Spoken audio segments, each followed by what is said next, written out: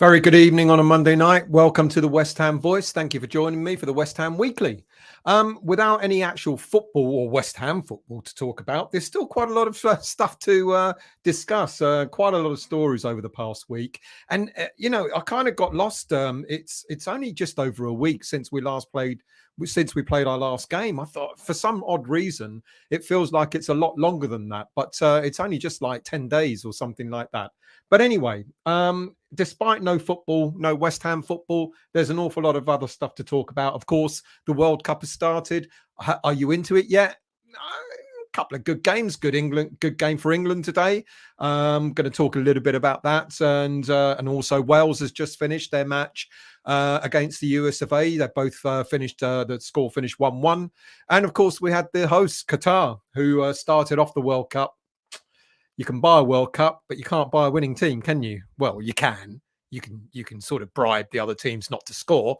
Maybe they forgot to put a couple of £1 million in Enna Valencia's bank account because they look absolutely poor, didn't they? Are they the first team ever to have lost their opening? The first hosts ever to have lost their opening game? I don't know. Do you care? Qatar, they got the World Cup, but they're certainly not going to walk away with the trophy. But anyway, got a load of other stuff to talk about, all sort of West Ham related. Of course, the ongoing stories that we're going to sell Declan. Did you know looks like we might sell Declan at the end of this season? What a surprise. So I'm going to talk very briefly about that. Going to talk briefly about Kretinsky and the so-called takeover, which is not going to happen.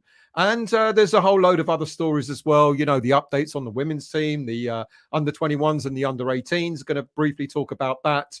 And then we're going to go into a little bit about playing news and some transfer stories. Yes, I know the transfer window isn't open, but it's obviously the newspapers and social media columns they've got to have something to talk about. So there's a few transfer stories to talk to you about. And at the end of the show, or near the end of the show, I'm going to open it up to you lot. I'm going to ask you for questions, whatever you want, about Moyes, about West Ham, whatever it may be.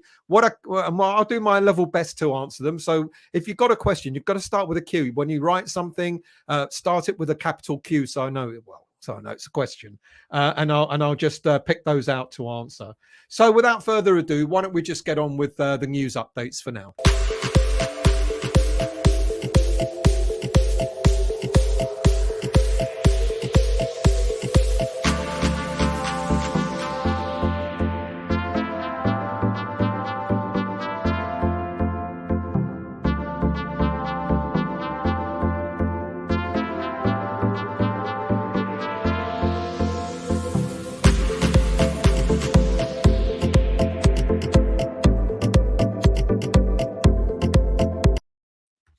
So, as mentioned earlier today, England delivered. We've got to give it to England. We have a go at them when they play poorly against poor teams.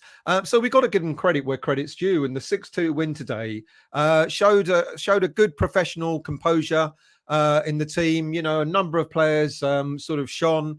Jude Bellingham looked fantastic in his position alongside Declan.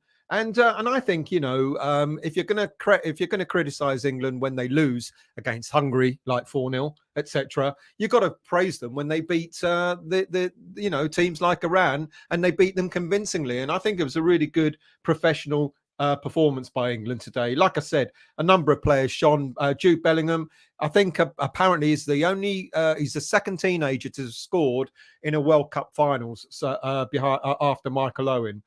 Declan didn't really have a lot to do in the central midfield. I'm sure he's going to be tested a lot harder. Looked at the US of A in the first half at least, who seemed to be quite interesting, and they might certainly give England a run for their money on Friday when they play them. Wales are going to be very much up for it as well. So I think I think Declan is going to have a much harder time of it as the competition continues. But well done. I think it's a good start for England. I think they're going to win their group. And in order to do so, to maybe avoid some of the big guns. I don't know how. I haven't really kept up to date on how the draws happen after the group stages, but I think it's a good start for England. I think a number of other players showed decency. Even Slabhead, didn't he? Even he looked pretty decent at the back. But then, of course, he went off and Eric Dyer came on. Oh, well. So good start for them. They've got games coming up, obviously, against the US of A at the end of the week. So I think that's going to be a much tougher test for them. But I think they've got it. I think they've got enough. Credit to Southgate. You know, all the criticism that he's taken throughout the World Cup, leading up to the World Cup, you know, the really poor results that England were getting. You know, people were really criticising Southgate. And but he's doing what he has to do, and he's got England playing really, really well, and they really delivered, and well done to them. And we move on. Declan, like I said, he was part of the action, but didn't really have much to do. A little bit of West Ham news. Let's talk about Daniel Kretinsky now. West Ham fans a lot of West Ham fans have been looking forward to 2023 because in March of 2023, the belief is that this tax levy that would have been imposed on, or this levy that would have been imposed on the current owners suddenly goes away. If you kind of recall, there was an agreement made that should Gold and Sullivan ever sell West Ham United before 2023, there'd be a levy on the price that they get for the club. Anything over £300 million would have been a levy of something like 20%. Now that 20% has been diminishing over the years, and come March 2023, there won't be any levy at all. And fans are assuming that Gold and Sullivan are going to just sell up and leave, and Kretinsky is going to be the knight in shining armor, and he's going to take over the club once and for all. Well, the news is, and I think I've said this to you several times before, it seems that this is unlikely to transpire. It's highly possible that David Gold, because of old age and a bit of ill health, may well sell a few more of his shares, but will still keep some shares in the club. But Sullivan has absolutely no intention of relinquishing his hold on the club at all. So Kretinsky, he may well be very interested in having a bigger hold in the club over the coming years, but it doesn't look like it's going to happen anytime soon.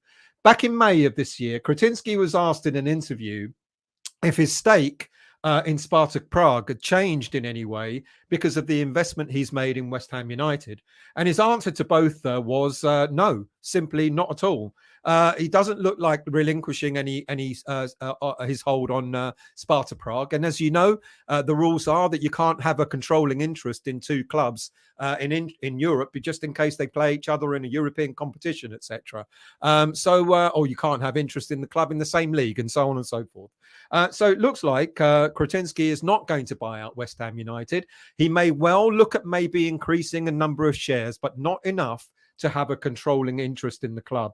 And as I said, Gold, maybe he might sell a few more shares, but Sullivan is the one that's looking at keeping a holding interest in West Ham United. So I know it's going to disappoint a lot of you, hoping that Gold and Sully were going to sell up and go, but it looks like that isn't going to happen. And I think that's been on the cards for quite some time. I think it was hope beyond hope that for a lot of fans that Gold and Sully would leave, but it seems that that's not going to happen. Kretinsky's money, of course, has been used, as people have said, has been used in the transfer window. He seems to be quite happy to spend his money with West Ham, but he's made a significant return on his investment already. And this is how Kretinsky plays his game. It's not just about West Ham, but all the other businesses that he has an interest in. He doesn't necessarily take an interest, a holding interest in those businesses. He's just enough to be able to earn good money out of it, and that's all he wants. Sparta Prague's different, Sparta Prague is his team. He wanted, it's different for him. He wanted a holding interest in that club, but it doesn't look like it's going to happen at West Ham. So sorry to disappoint you all. Some women's news. So at the weekend, the women were back in playing in the Women's Super League, in a game where Leicester had against Leicester, who had the majority of chances, but West Ham defended really well to keep Leicester at bay. And in the 88th minute, Atkinson came up, Izzy Atkinson, Republic of Ireland international, came up with a winning goal. She picked the ball up, skipping beyond two Leicester defenders, and slotted the ball home to win the game for West Ham United. So if only our senior team could do that. Staying on the women's team, Jimmy Walker has become assistant manager to Paul Konchesky. He said he's had a great relationship with Kretinsky ever since their playing days at West Ham. And he's had a bit of a career in coaching, including Peterborough, Sunderland, Lincoln, Ipswich, the West Ham under-18s, coaching goalie coach for them last season. And now he's here coaching the assistant manager coach under Paul Kretinsky. So we wish him all the best of luck. In the under 21s last week, West Ham United played at Feyenoord. It was their last game until the until the World Cup break. They don't go back to football until the 6th of January. They played Feyenoord in the Premier League International Cup.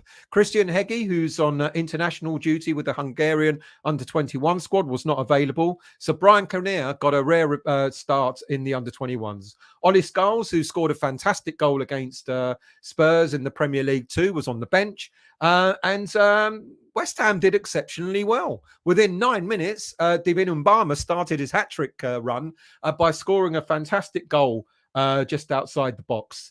1-0 just after 9 minutes. West Ham were laying on the attacking pressure from the start, where Regan Clayton picked out MUBAMA inside the 18-yard box to get his second goal. And on the 69th minute, he was on the 69th minute, and on the 72nd minute, he was there to pick up his hat-trick. He's on fire at the moment, and I'm going to talk a little bit about MUBAMA a little bit later on. But that was the last under-21 games, and that was the third win in a row for the under-21s. After a really poor start to their season, it's fantastic they're back on the winning trail.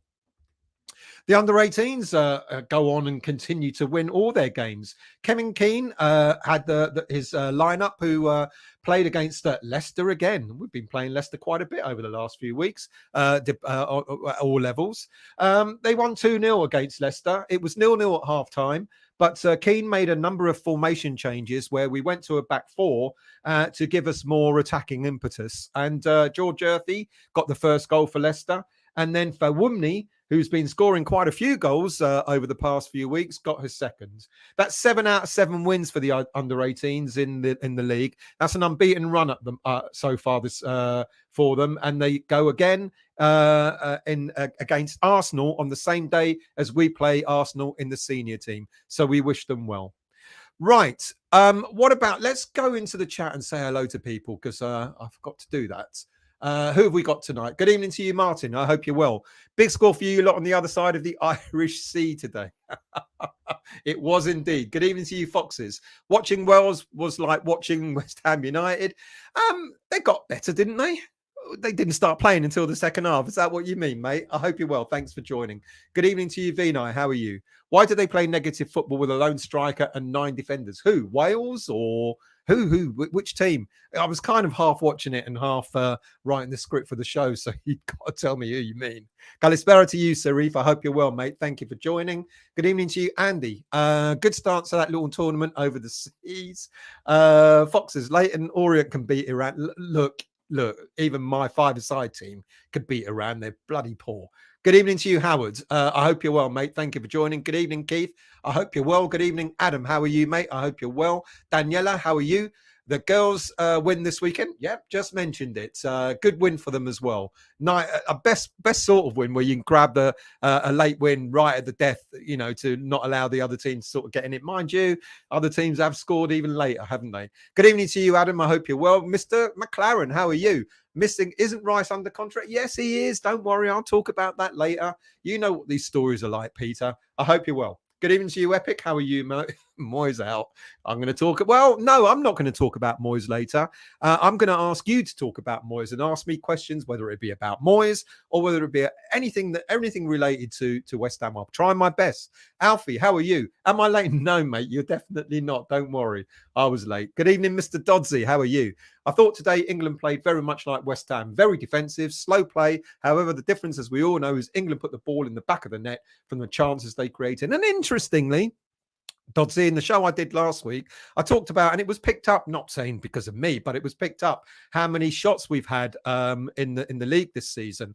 You know, 203 shots, which I believe is the second highest or the third highest in the Premier League. The problem is the conversion rate. our conversion to shots has been abysmal. I think we're the second lowest in the league for conversion. There's the answer.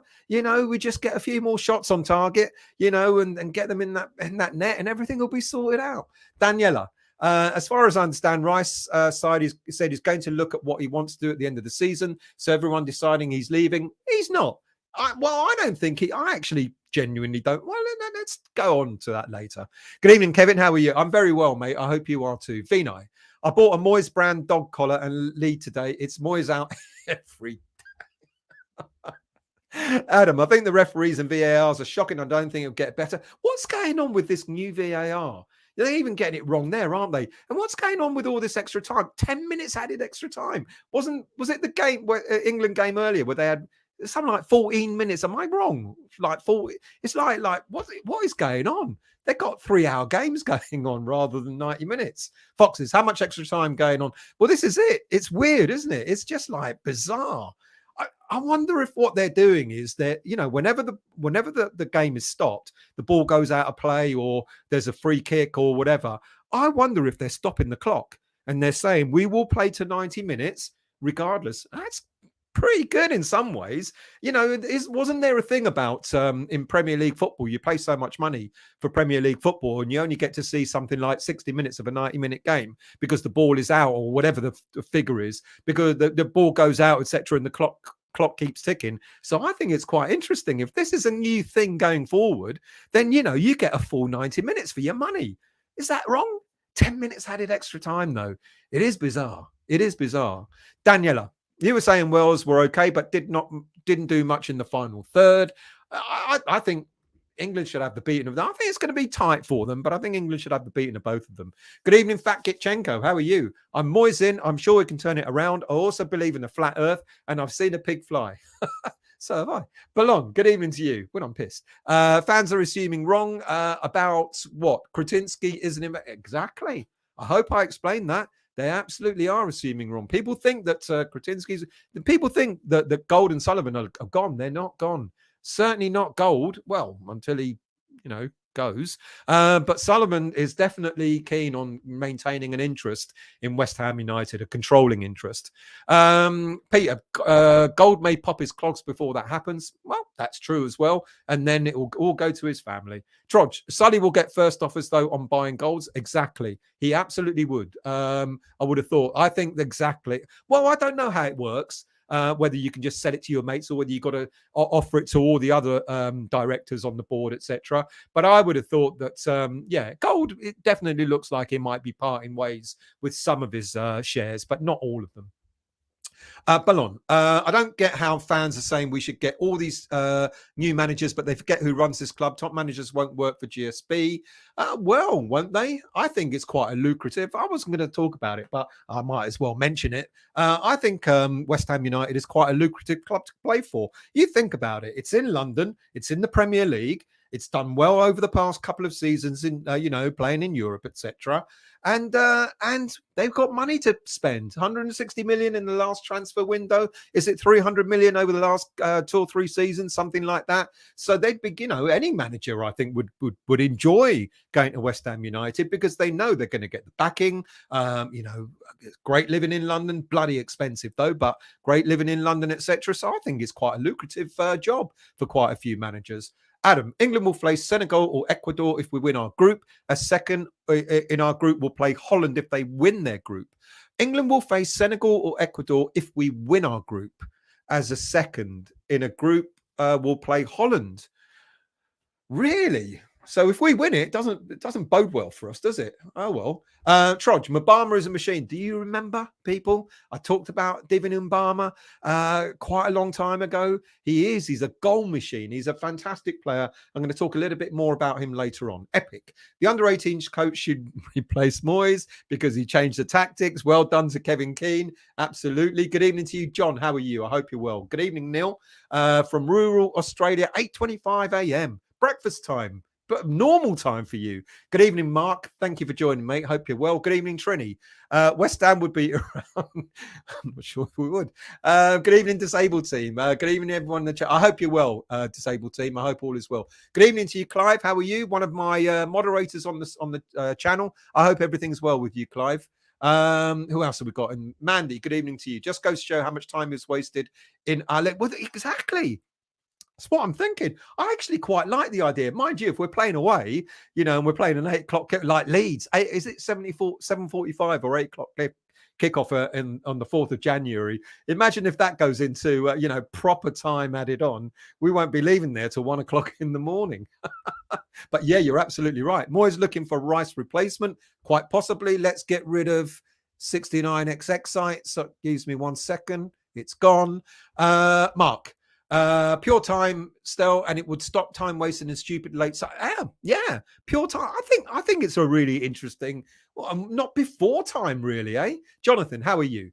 You're correct, still, because all the subs and injuries for the 10 minutes add-on. I think it's a good way forward. I really do.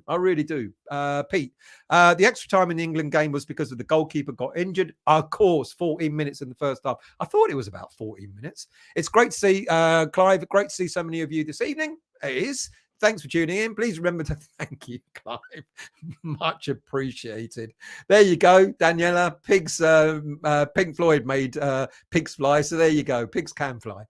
Jonathan, West Ham is for sale, but Kretinsky is not the buyer. He's the investor before the sale. Interesting. I don't think West Ham is for sale, mate, to be quite honest with you. I'll be very, very surprised.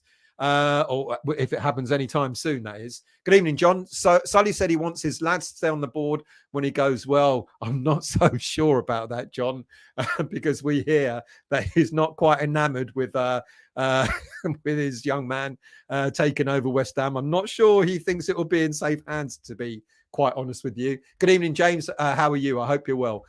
Mandy, still got all that wrong. Bless. What did I get? I get everything. You know me, Mandy. That's why you all tune in, to find out how many mistakes I make. Good evening to you, Ed. I hope you're well, mate. Good evening to you, Eddie. How are you? From Belize. Oh, how are you? How's the weather over there? I bet it's nice and warm, eh? Vinay, Kevin Keeney should be the first team manager. Moyes can manage. Well, no longer the under-23s. Keane manages the under-18s, but I get your point. Keith, I was fourth official at a cup final and counted 22 minutes of injury time. We added 6. I think that's a great thing to go forward. I think they should do real proper time. And because, go on, mind you, though, Liverpool, they already get about 6 minutes added time on their game. So they'll end up getting about 25 minutes added on with all the stuff that goes on with them. Mandy, how much contact did Grealish have left when Man City paid? How much contract did Grealish have left when Man City paid? You know what? I don't know. I think he had 2 years, but I can't be certain on that. If anybody knows, then do tell me. Good evening to you, Ashley. Just watch Wales against USA. Robert Page made changes at half time. He brought on Kiefer Moore when Wales were 1-0 down compared to that, Moyes. There you go. I know what you're all saying. Right, let's get into the next part of the show, because the next part of the show is a bit of player news.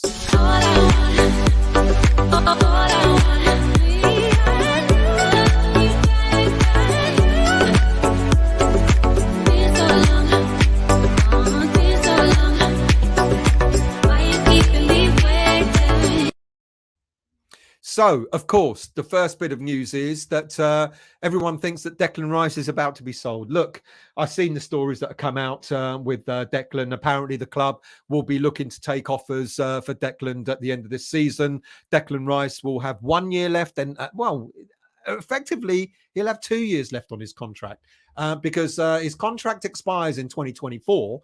However, he has got, West Ham United have got the option of extending it for another year, which they could take up. So they could actually keep Declan. Well, they could, extend that contract and say that his contract is until 2025.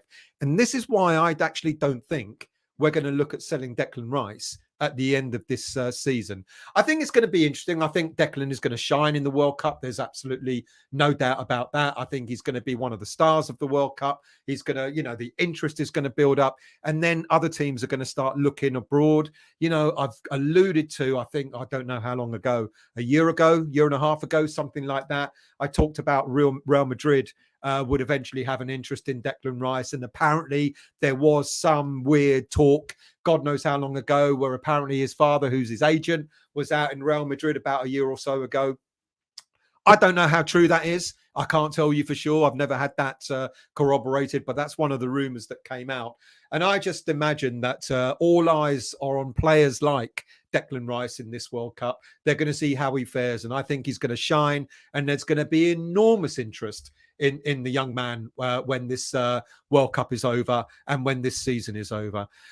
I'm in a bit of a dilemma here because West Ham United. I'm actually preparing another show to talk about West Ham at the end of the season because we've got potentially another rebuild. Let alone letting players who are under contract leaving. We've got at least another 5 or 6 players that are going to be leaving because I primarily because of their contracts. And West Ham have got a decision to make on quite a number of them, whether they extend player contracts or whether they let players go at the end of when their contracts end at the end of this season. And players like Declan, players like Bowen, etc., they've still got more time on their contracts. And the fact that Declan Rice has got an extra year that West Ham can apply to his contract, I've got a feeling that of course there'll be interest and there will be bids coming in without a shadow of a doubt. And there'll probably be bids not only from clubs in this country, but we heard today Frank Lampard confirmed that he wanted to buy Declan Rice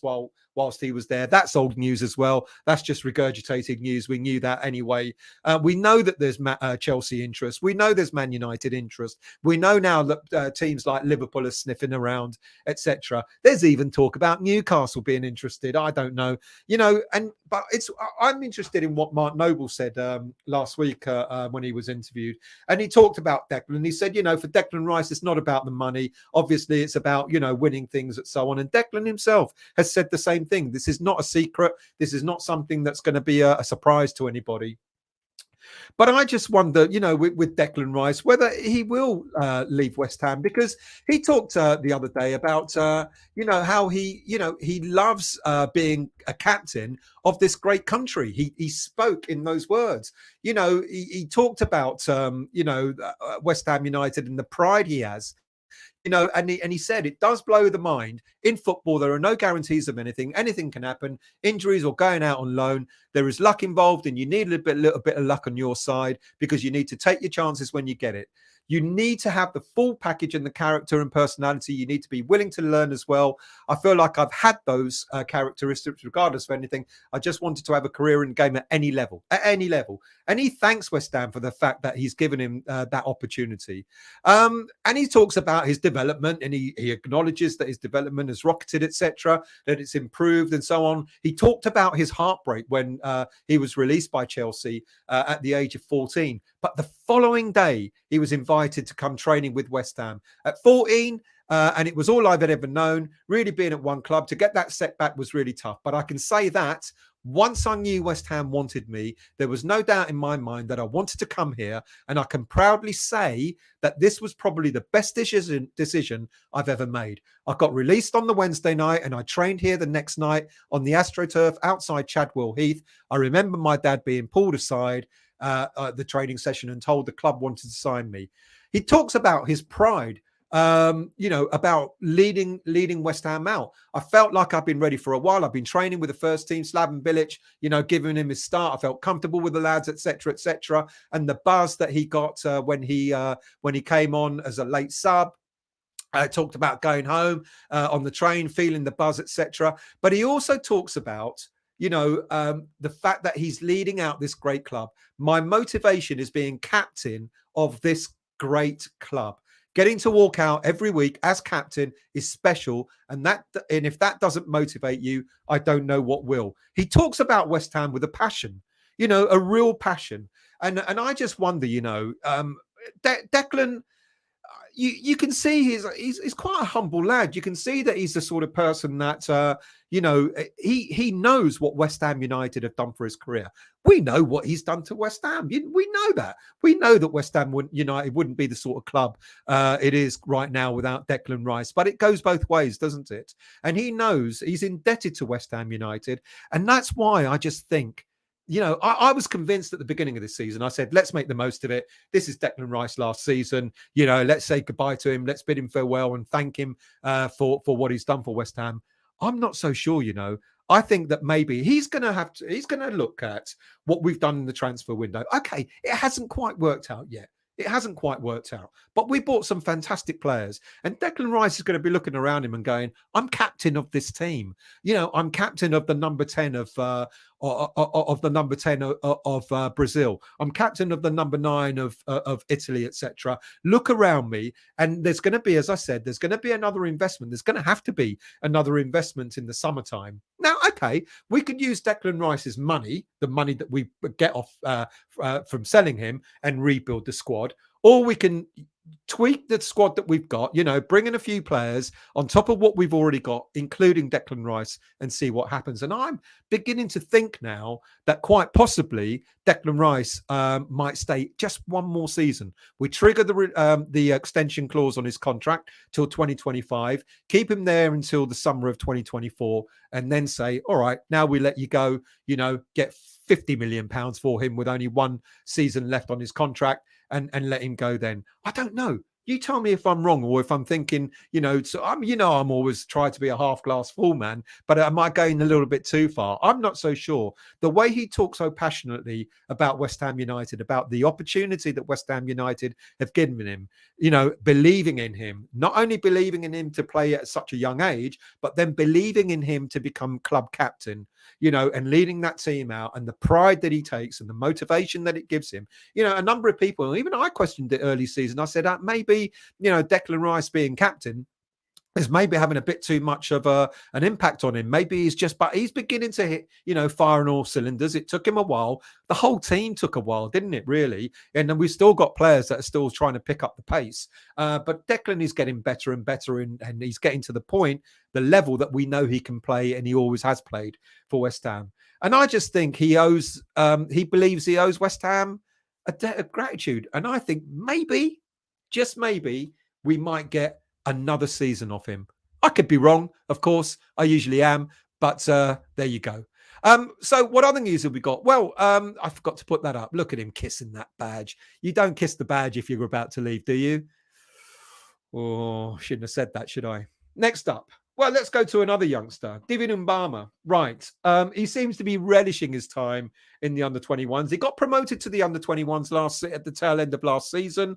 And ever since he made his debut for West Ham United against Anderlecht, he's been in absolutely fine form. He's bagged 5 goals since then. All right, 2 against Wolves and the hat-trick against Feyenoord the other night in our win there. Excuse me. And now fans are beginning to suggest, well, it's time. It's time for MUBAMA to become first-team player. Look, I'd love nothing more than some of our youngsters to actually get some first-team debuts and actually stay in the first-team squad. I think we've got a number of them. I think MUBAMA, I think he might be a little bit away. We've got Harrison Ashby, I think, could be ready, and I'm going to talk about why he might be ready anytime soon, despite the fact that there are rumours that he'll be leaving as well. We got 1 or 2 players that could certainly make the step up. Connor Coventry this season has made the step up. He's had 1 or 2 good games. I still think he's a little bit lightweight for the Premier League, but who knows? A season under his belt in the Premier League could do him the world of good. Let's see how he fares. Declan has come through. Ben Johnson has come through. Harrison Ashby, I think, is on the cusp. MUBAMA, look, I love the way he plays, and I talked in last week's show, and I just quoted the stats about 203 shots that we had this season so far. I think what's missing for us, as I said before, is that the link between midfield and a player up front isn't quite working out. And I like the way MUBAMA works. He plays off the shoulder of the last defender. He's always sniffing around the 18-yard box, looking for an opportunity, trying to get his foot, trying to get his head on that last ball, etc. And, it could be a player. He could become an impact player, but he'll need a few more minutes than 3 or 4 minutes at the end of the game. But why not? Will it be this season? I just don't know. I think he's still got an awful lot to learn, but I don't think it'll be too far away for him, MUBAMA. And I really do hope that happens for him. He's still only 18 years of age. We've got to remember that as well. 18 years of age, he is a credit to West Ham United. He joined the club, I think, as a 7 or a 10-year-old, and he started off as a defender. But he kept getting goals, and so West Ham moved him, I think in the under-12s or something, moved him up front and said, stay there and score. And I think the season, I've said this all before, so do forgive me if I'm repeating myself, but I think it was the season we were approaching lockdown where he'd got 45 goals in the season. All right, it was the under-16s or whatever it was, but nonetheless, on that trail of getting so many goals in one season for any player is phenomenal. I think it's going to be a huge hit for West Ham United. I think definitely he's on the cusp. Could it be this season? I don't know. You know what David Moyes has done? We've seen the blueprint. The last game of the European group stages, nothing to play for. Threw a load of youngsters in. He did the same in the Europa Conference League and MUBAMA. I think he certainly accredited himself. He did extremely well. I'm still giving him the goal, even though the header was going on to the over to the corner flag. But, he was there. This is the thing. He was there. He was there on the end of it. He had a chance in the first half in that game as well. And I don't know. We might see him every now and again. We might see him on the bench. But will he get any game time? I'm not so sure. Look, what else we got? Players on international duty. Apart from the players that we've got in the World Cup, we've had a number of players on international duty over the past week or so. Vladimir Soufal and Tomas Souček, but both in the Czech Republic team, who thrashed Faroe Islands in a 5-0 drubbing the other day. And then they were back in action again when they played Turkey in the friendly where they lost. I think the game was 1-0. We've also had Said Benrahma, who's been called back to the international team. He played 66 minutes, making his 18th appearance for his side in the Algerian team. And who did they play? I didn't even write it down. But, yes, it was against Mali. There you go. In a 1-1 draw against Mali. And then he was a late sub again on Saturday when they lost 2-0 to Sweden. So well done to him for getting back in the Algerian team. And I think not before time as well. I think, he's been one of our better players this season. Other news. So I talked a little bit about, I just mentioned briefly Harrison Ashby. And why? Because we've got one player that looks like he might be leaving West Ham United in January, if you believe the stories that are out there. 30-year-old Vladimir Soufal. There's apparently been talks with Bayer Leverkusen. I haven't had that officially confirmed. Apparently, they have had talks. His contract ends in 2023. There is an option to extend his contract, but it doesn't look like West Ham United are going to take it up. Valued something like 5, 6, 7 million pounds, maybe. He's free to sign a pre-contract agreement with a team abroad. So he could, if he has had these discussions with Bayer Leverkusen, he could be signing a pre-contract in January and then be on his way. West Ham United, if they want to make any money back, would be wise to just sort of sell him in January rather than sort of letting him go for nothing at the end of the season. By the sounds of it, it looks as if West Ham are quite willing to let the player go. There's a number of players that can play in the right back spot. We've had Thilo Kehrer playing in that spot over the past few games. There's, of course, Ben Johnson that can play in that game. And there is also Harrison Ashby. Now, I know there's an awful lot of talk about Ashby leaving, etc. But Ashby's talked about in a recent interview on West Ham United official website about, trying to get into the first team. It's his ambition to try and make it in the first team, about improving, etc. He talked about the recent games that he's been made captain of the under-21s. Now, here's the conundrum for me. If you're about to be sold, or if you're about to go, then why would you make Harrison Ashby captain of the under-21 teams? Yeah, I think Ashby quite possibly might be looking at West Ham United and thinking to himself, look, Thilo Kehrer, he's done well as a right back. He's probably going to be used as a right back for the German team. But primarily, Thilo Kehrer, whether you agree or not, is a centre-back. So it looks like going forward into the future, we've got Dawson leaving, we've got Ogbono leaving, both out of contract at the end of this season. Dawson might be leaving in January. You might be seeing Thilo Kehrer back in a centre-back spot, maybe alongside a Gerd, maybe in a 3 alongside Kehrer, Zuma and a Gerd, something like that.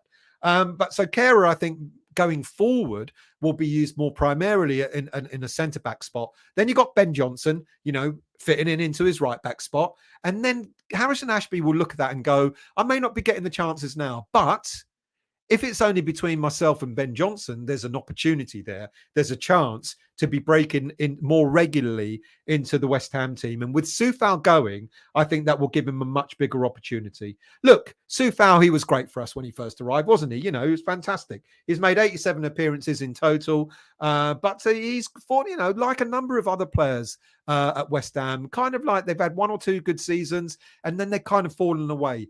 I'd wish Soufal well. I hope if Soufal does go to Bayer Leverkusen and play there, I think fantastic for him. At the age of 30, I think that will be a good move for him. Okay, before I go into the next part of the show, let's go back into the chat and see what comments we got here. WHU, anyone heard from Hammer? She messaged me the other day. She will be back. Hopefully she's well. Good evening to you, James. I hope you're well. Good evening, Victor. How are you? Isn't Kevin Keane being linked to the Crawley job? I don't know. I haven't read that, but you may be absolutely right. I'm not too sure, mate, but I'll try and look it up. Will, good evening to you. USA looked better than I thought. What do you think of England versus USA? Yeah, I did say I think England are going to get, I'm not going to find it easier against the USA. I think they're going to try and stifle. They're certainly not going to get the amount of space they had against Iran. But I think England will get it. I think England will win that game. But it won't be easy for them at all. Mandy, if Rice's contract drops to only 1 year, surely we could not get more than 80 million. But this is the thing with me, Mandy. I don't think I think, it's one of those things with West Ham United. You either sell him at his peak, knowing that you can get a lot of money for him, or you say, we'll keep him for another year. And then if he goes for a lot less, he goes for a lot less. What would you rather have? Would you rather have another year of Declan, or would you get 80 or 90 million pound for him? I'd rather have another year of Declan Rice and see what happens, with the team and more players coming in. We'll get players in January. Well, I'm going to talk about transfers in a moment. But I think with more players coming in, with the players that we've got, all right, it's not just working right now, but I think it will all click. And I know a lot of people disagree with that, but I think eventually it will click. And with Declan there as well, I think he'll look at it. I'm really hoping, maybe more hope than belief, but I'm really hoping that we have a better second half of the season than we had the first half. Adam, the average ball in play in the Premier League is 50. There you go. I wasn't far off. 60 minutes, I said. It's 57 minutes. So 10 minutes extra each half would be about right and worth the cost of going to games. Absolutely. Joe, are they going to make that a rule, I wonder? Anyway, Jonathan, I agree we're not looking to sell, but we are looking for offers, partly as Rice not committed to anything, and time is winding down. We have 8 players to replace, so summer decision time. Absolutely, we've got 8. We do have a lot of players that we've got to replace. So another reason why I don't actually think West Ham are going to be willing to let him go. I get the point. You can sell him. You can use the money to buy a whole load of other players, but also I don't think any manager, whether it be Moyes or anyone like that, is going to relish rebuilding another squad again. Getting another 8 players in, it's disruptive. Ray, how are you, mate? I hope you're well. Thank you for joining. Daniela, yes, USA did look good, but they were tired at the end, and we play Friday, and the draw means that we'll have to come at us, which may leave them open. Good point. Victor, I think Rice will go to Man City with Phillips being offered. Yeah, people have said that. Phillips hasn't played. Was he played a few minutes? But he's at the World Cup. People have talked about that. I don't know. I wonder if Declan, if he gets sold, he goes abroad. I think. Because Chelsea is the only other team he wants to go to in the Premier League. And Man City is a fantastic place to go, I'm sure, for his development, etc. But Chelsea's really the only other Premier League club he wants to be at. And I just wonder if it won't be any Premier League club. Watch this space. Well, I wonder if it won't be. I think he might stay at West Ham. Ashley, Newcastle are not a big enough club, not yet, but give them 5 years. Mark, if we get 100 million offer, should we take it and use the funds for it? This is what I just said. You can see the logic, can't you? You can see the logic in taking 100 million and then rebuilding again. You can absolutely see it. But I just wonder if I'd rather have another year of Declan Rice and maybe get 50 million for him the season after. Clive, okay, there is at least 60 who haven't hit the like button. I can confirm that if you don't hit the like button, giant centipedes will crawl in your mouth. There you go. There you go. Get me out of here. Howard, if we win the Europa Conference and Rice stays.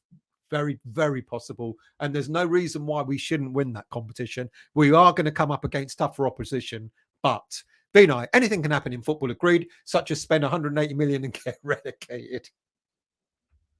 I asked for that, didn't I, Vino? I genuinely, it's bad. It's shit. I'm not going to sugarcoat it, but I just don't think we're going to get relegated. Peter, Ashley, Newcastle will be playing Champions League in the venue. They will. But Declan won't go there. Bill, good evening to you. If Declan won't sign and commit, it's sensible for the club to protect their asset valuation. It also sends a message to him. Yeah, I get that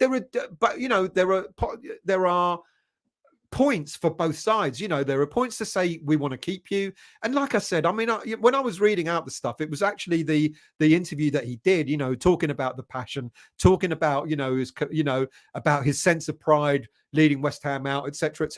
Do you talk like that if you're about to leave a club? I don't really know. I'm not so sure that you would. I think he's a humble guy.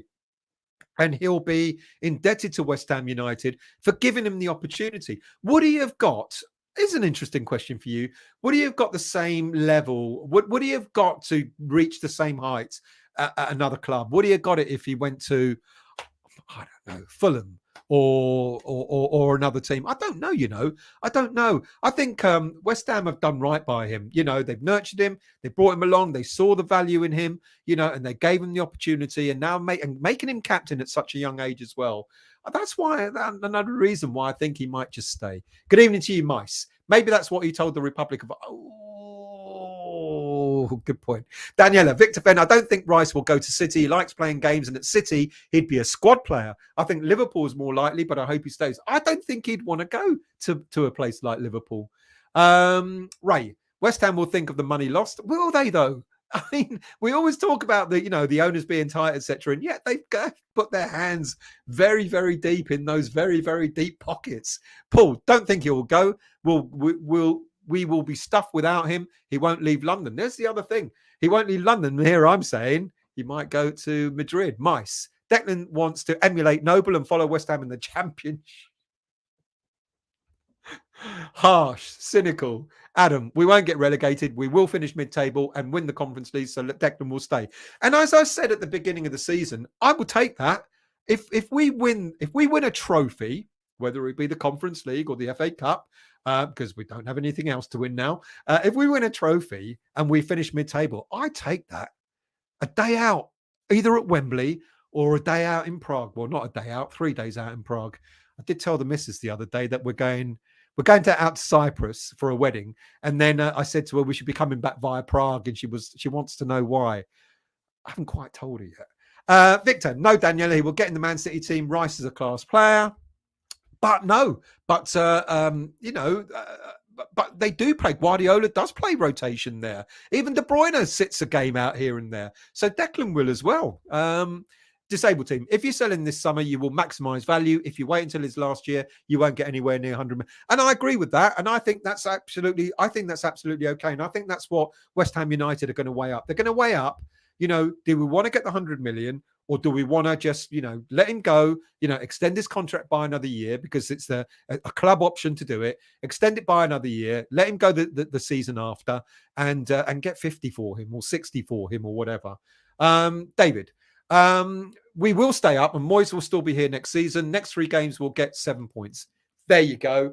Like you already, David. I hope you've subscribed to the channel. Ray, 300k plus Champions League buy. Well, more... Noble has said it's not about the money for Declan Rice. It's about playing. It's about the passion. It's about winning things. Declan has said it as well. So yeah. But also, what Noble said is, even if Declan stays the full term with his contract, he'll still only be 25, 26 years of age when he, and he said he can still go and play for a big team. 25, 26 years of age. You leave West Ham United, even if you walk away at the end of your contract, you walk away for nothing. He's still got what 4, 5, 6 years left in football in order to win things. There is that argument as well. Well, trouble in selling Rice for 100 million. We might end up with another Allaire and Anderson. That will be the 100 million gobbled up. There you go. Good point. That's a good point.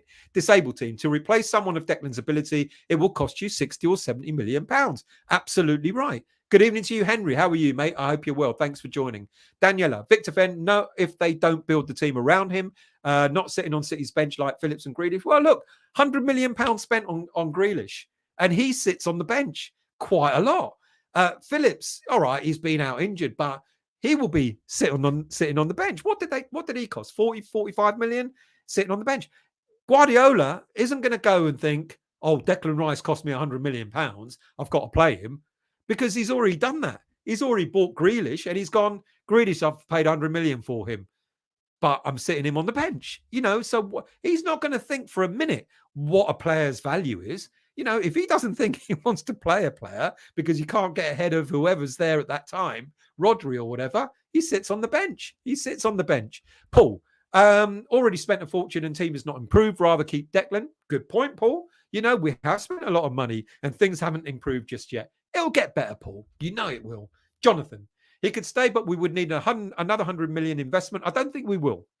Let me put my show together and I'll talk about that. Hopefully it'll come out in the next day or two, because I'm trying to do the figures at the moment. So you're going to have to bear with me. I don't think it's going to be that much of an investment, though. And a top new, and I'll explain why when I do the show. And a top new manager season like this this one will push him out the door. He needs, that's a good point about this season like this. It's a poor season, but he takes, there's collective responsibility here. Because it's not just Declan playing out of his skin and no one not playing out. Things are wrong. It's taken a while for Declan to get back to his best, but there have been games where Declan has played poorly. He's given the ball away as much as some of the other players throughout the games this season. So it's a collective effort. But I get your point. If we finish, bottom half of the league and we don't win anything, etc., it'll probably be a lot easier for Declan to think, I'll go. But I think he's indebted to West Ham. Steve, good evening to you. The way we're playing at the minute is not going to steal any confidence for him. But hey, I could be wrong just for a change. I think we'd be wrong. WHU, I can't see Declan wanting to move anywhere except Chelsea unless his family agree to move lock, stock and barrel elsewhere. Did I mention Madrid? Andy, good evening to you. What's the latest with Cornet? Still injured, but we believe he'll be back when we're ready to play the friendlies. I think it was a thigh injury, and I think he should be back there or thereabouts nearer the time. Ray, he will look around and see Cresswell, Soucek, Johnson, etc., and think, what, Ray? I'm not staying here till I'm in my mid-30s. Are you saying that they're not good enough for him? If that's what you're saying, I get that as well. Clive, if Declan is leaving, I'm going to be playing up front. Cockney, good evening to you. Mubarak, you mean MUBAMA, deserves a run in the first team. We need the hunger. I get it. I think, thank you. Mubarak. I think we've got to be careful. We know, because we see glimpses of players and we think they're ready. They're ready. I've done it so many times with young players.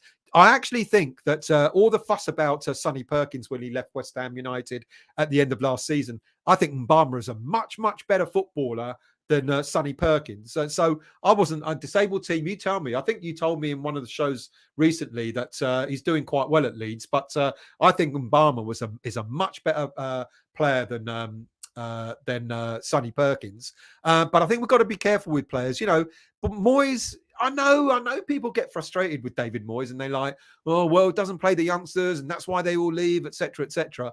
But I think there are times when you can play the youngsters, and I think there are times when you've got to not to put too much hope on them.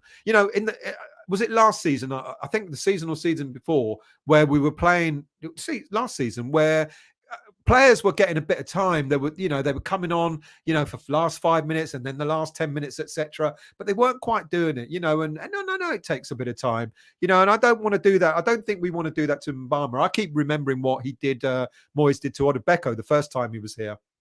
when he played Odebeko, put him on, and then took him off in the same game against Man United in the Cup. And you got to be, and Odebeko had a bloody hard time of it. And I was singing the praises of Odebeko. I said, he's going to be the next big thing, etc. So we've got to be careful with some of these youngsters. I think he might be sniffing around the first team and he might get a minute or two, but I'm not so sure he'll get a run in the team. But I get your point. Clive, in my opinion, Bellingham will go to Manure, and they will want to replace him with Declan. Good shout. Interesting, that one. But will he go to Germany? I don't know. Declan to Germany? I don't know. Paul, Scars is a great prospect. Absolutely. But let's get it in perspective. We've only seen him once. He's done really well for the under-21s. He's another one that's just been upgraded from the under-18s to the under-21s. So, and he's only 16 years of age. So takes time. Cockney, only way to learn is to do. Really young. So, yeah, I get it. But I think, and as frustrated as we get, I know, when I look at some of the other teams that sort of bring in their youngsters, Liverpool have done it, etc.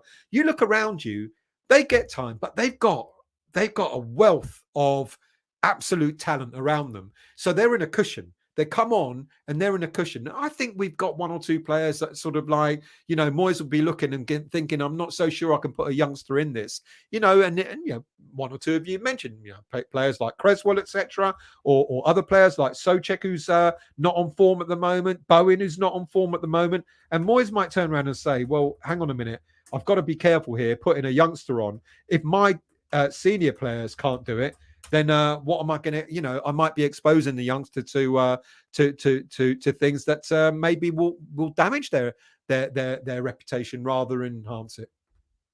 Trini, Rice will never join Man City. Let's scroll down. Victor, no West Ham fan, 56 years. I think City for me is where he'll end up. Another one, Apaya Forsan, another hopeful. Forbes. There are lots of decent players. Meepo, Epic is on loan at Port Vale. Yeah, we've got players on loan. We've got Longello on loan at Birmingham City, and he's doing extremely well. We've got a number of players out on loan. We've got Oko Flex, who's on loan at Swansea, another championship team, and we're looking to see how they're going to fare. Now, interestingly, Longello is doing exceptionally well, and we're looking at potentially a left back in the future. Do we buy one, or do we look at keeping Longello and getting him to compete for that spot? Okoflex, he's not getting a lot of game time at Swansea. If you can't get a lot of game time at Swansea, what are you going to do in the Premier League? Daniela, Victor Fenn, Rice is a better player than Phillips and Grealish, but I said he's not sitting on the bench. Let's go. I'll tell you what, let's go into the next part of the show and I will come back to your comments later. So the next part is...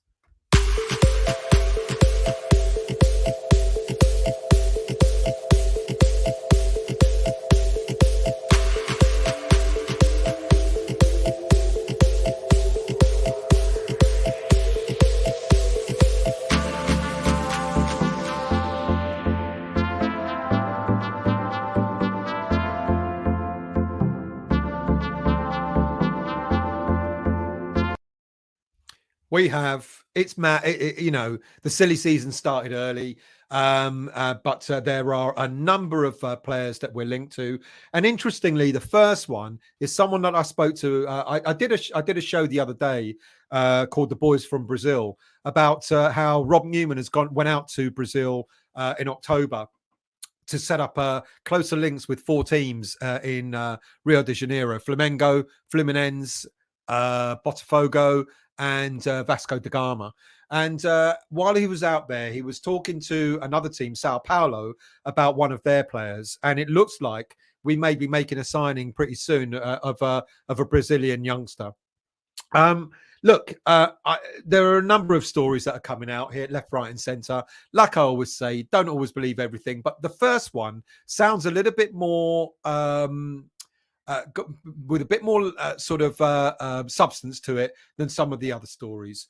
Luzau is a central defender who's left-footed, can play also at left back. He's contracted until the end of January 2023. So be primarily a free agent, 20 years of age. Strong, 6'1", left-footed central defender. He can also play at left back, but he's primarily a centre back.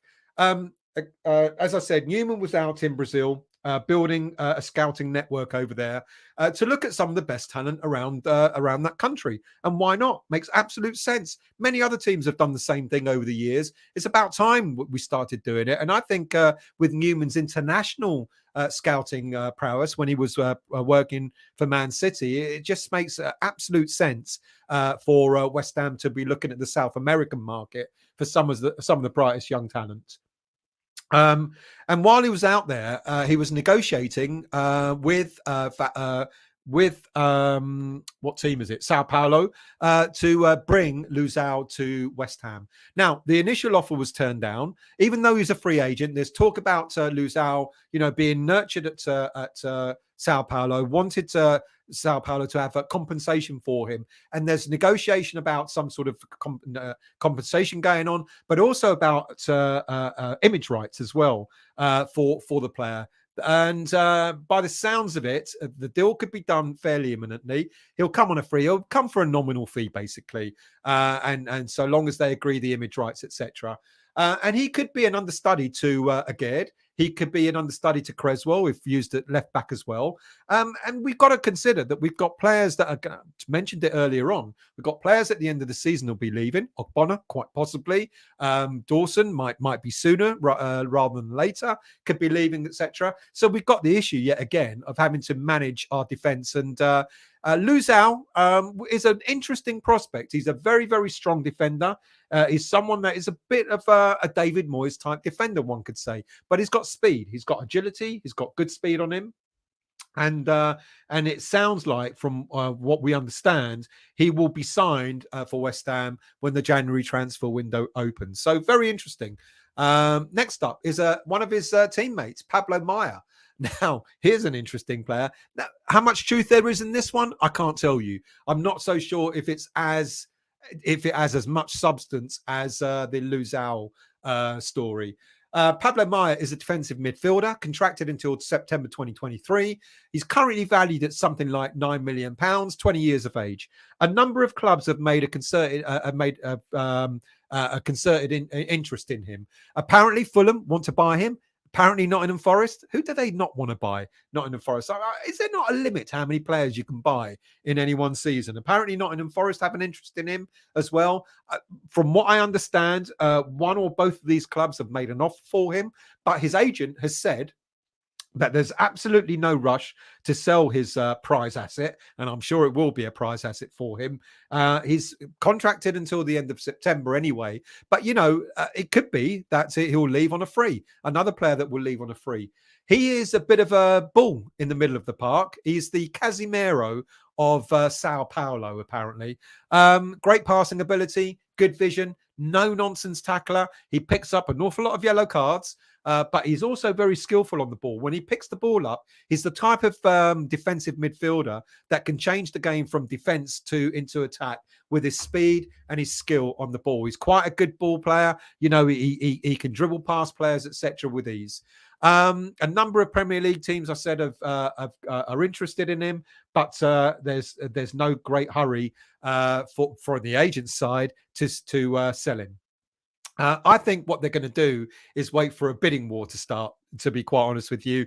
I think there are more than just Premier League teams interested in the player. There'll certainly be some big teams around Europe that might also have an interest in this player. Now, many people are saying that Declan Rice is overworked in midfield, doing the work of both him and Thomas Souček, and Souček, as we know, is a bit as a shadow of what he has been, and we also know it's well documented that David Moyes wanted to bring in Amadou Onana in the summer transfer window, which didn't happen. He ended up going to Everton. And given that Moyes was fairly desperate to bring in a central midfielder, defensive midfielder, you could sort of see Moyes maybe looking at players like Maia and thinking, could be money well spent if we can get him to sign for West Ham. He's an interesting player. I think he's really only come to the fore in the last 12 months, but he's quite. Watch some of his videos. He is a bit of a workhorse. He's skillful. He's tough. Like I say, no nonsense. How many yellow cards he might pick up in the Premier League, though, I don't know. But an interesting story. And I'm not so sure how much truth there is in that one, but I can only give you the stories that are out there. I don't make them up myself.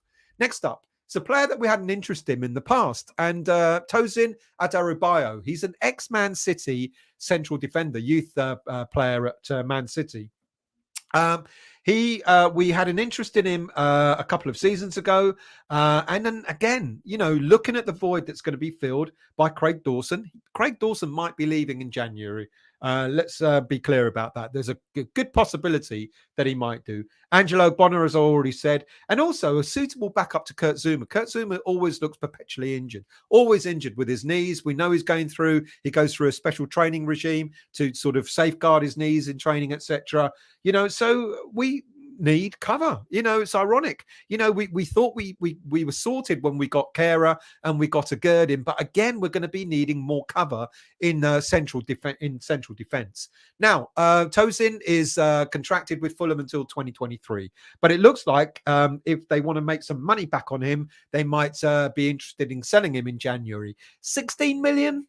I don't know, but that's the rumored amount. We were interested in him, as I said, when he was at Man City, and he was loaned out to Blackburn back in 2019. He had one season on loan at Blackburn, which inspired Fulham to move for him in 2020, and they bought him for a nominal fee of £1.5 million. 25 years of age, ex-under-19s England international as well. He's made 88 appearances so far for Fulham, and was part of the team which won promotion back into the Premier League. When the January transfer window opens, Adarabioyo, let's call him Tosin, shall we? It's much easier. Will have 6 months left on his contract, but the club have the option to extend his contract, a bit like Declan Rice's, to have his contract extended by another year. But it looks like Tosin may want to move on. And Fulham will want to cash in on him if that's the case. Similar qualities, a bit to a Gerd in a way. He's apparently got. I'm trying to remember if I've seen him play. I think he played. I don't know. I'm sure I've seen him play, but I can't tell you honestly what I think of him as a defender. 6'5", he's got great ball quality in the air, and he's got a good ball distribution as well. And he's got a little bit like a Gerd, where he's got a bit of pace on him as well. Moyes might also favour this 25-year-old because he's got Premier League experience as well. So it's another interesting one. Next up, and here we go into silly time in a way, I think. And I'll tell you for why. Rafael Guerreiro, let's call him Rafael, Portuguese international, contracted with Borussia Dortmund until 2023. Valued at 15 million-ish? Don't know. 28 years of age. 206 appearances for Dortmund, 57 caps for Portugal. Not the best season last season, where he was very injury-prone. I've got the list down here. I think he missed something like about... let's just have a look. Blah, blah, blah. No, I didn't write it down. Oh, here we go. He missed 17 games in total last season with a variety of injuries, and he's already missed 5 games this season, primarily with muscular problems, which have hampered him throughout his career. Look, we know we need a replacement. We know we need an upgrade on Aaron Creswell, but a player who's injury prone and 28 years of age, we had an awful lot of chances in the summer transfer window to get a young, up and coming left back, and we didn't do it. We got Emerson in. Emerson is I think great going forward. I'm still not so sure about his defensive qualities. I think Emerson, if I'm not too careful here, could be another. I've even forgotten his name. There you go. The guy that we got rid of. I just don't know. I think he's. I'm not so sure that Guerrero is the sort of player that we need. But I think we'll look for other players if we're going to look at getting a better cover for Creswell. And at 28 years of age with a whole host of injuries, not so sure.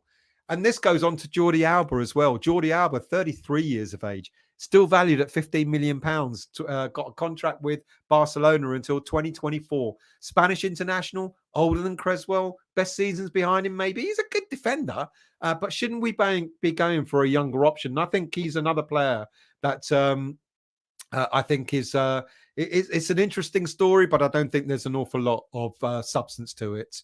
Next up. Noah Okafor, striker, contracted till 2024 with FC Salzburg. Now, here's an interesting one. Apparently, we've made an approach to Red Bull, Salzburg for this player. We've made an approach and asked whether he will be available. A very strong player, can play down the flanks, holds the ball up well, is a bit more like an Antonio type player rather than the Scamacca type player. With Antonio being at the age of 32, this could be an interesting replacement for him, and it will allow David Moyes to play the game that he wants to play. Valued at about £20 million, contracted with Salzburg until 2020. I think this is an interesting one. I think this is a player that certainly we should have an interest in. He's developed through the Basel youth system before moving to Salzburg in 2020 for £9 million. He's still contracted, as I said, till 2024, but he's made an impact at Salzburg. 100 appearances, 34 goals with 20 assists so far in his career. Versatile in attack. Like I said, he's an attractive proposition because he can play down the flanks and he can play in the middle of the park. He's the sort of player that can hold the ball, protect the ball, but his pace can also adapt into playing the long ball game as well. And he can also use his pace to close down defenders. He sounds like an ideal Antonio replacement. If there's a weakness to his current game, is he doesn't score nearly enough goals with his head, of all things. But does that matter? If you're scoring goals, you're scoring goals. It doesn't matter even if it comes off your backside. I don't know. It's an interesting one, but one that I kind of like. And there's one more, and I didn't put a slide up for it, is Tete. Tete is a player that we were interested in before. According to Rob Newman, apparently Rob Newman has been hard at trying to sign other players at West Ham. We've talked about his time out in Brazil, etc. And it looks like another Brazilian, but who plays, primarily for a Russian team, Shakhtar Donetsk, but he's actually on loan at the moment to Lyon. Tete, 22 years of age, is another player that we are holding an interest in. Now, we had an interest in him, apparently, when he had the opportunity to move from Shakhtar to Lyon. Do you remember the outcry? Because he just signed for them just before we were going to play Lyon in the Europa League. And we were saying it was unfair that Lyon could sign a player and use him in this competition.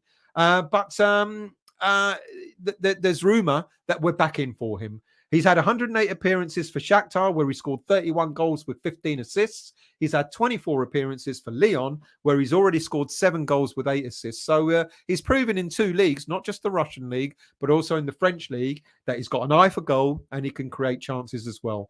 Another player who can play both flanks as well, and he can also play as a striker. He's certainly got a lot of pace to burn, decent link-up player as well. And only 22 years of age, with a value of about 15 to 20 million pounds, would be another interesting player that we might go for. Right, that's the end of the news roundup and the transfers, etc. And now, at this point, I'm going to give you an option.